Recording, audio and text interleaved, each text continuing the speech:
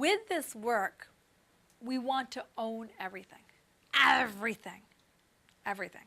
Everything. Because there are certain things we don't want to own. Right? I had a client in the other day, and he said to me, "But Divvy, don't you know it's on the MRI results?" I'm like, "Yeah, I know. I saw the results. I know, it's there. I saw it." But you have to understand that the cells of your body are constantly, all day, every day, wanting to step into wellness. The cells of your body want to shift. And what Dave said in terms of belief systems is exactly the only reason that this doesn't happen more often. Right now we have a belief that when you cut off your arm, it won't grow back, because that's what we've seen. But at a certain point on the planet, in 1,000 years or 2,000 years or 10,000 years, when they start to understand this about healing, then that belief system is going to go away. My son is studying for a science test as we speak, and one of the characteristics he has to study is a technique which animals do called, I can't remember what it's called. It's basically a technique where animals regenerate themselves. I should know because I keep testing him on this for his test tomorrow.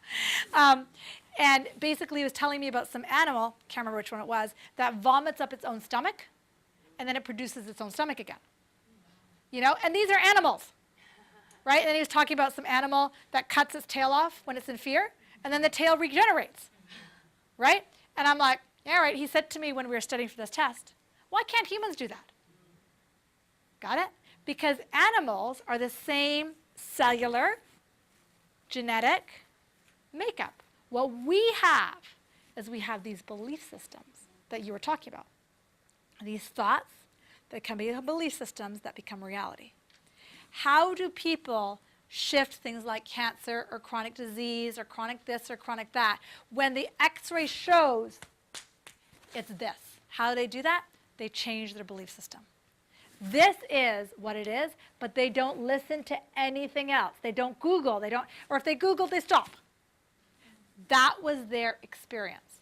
My experience is going to be different.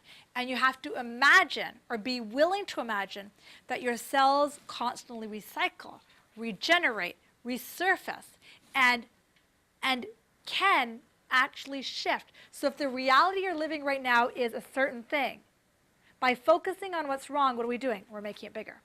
But if we can imagine more often that these cells are constantly, all day, every day responding, then what's possible? Got it? And it really is about changing our belief systems, one step at a time.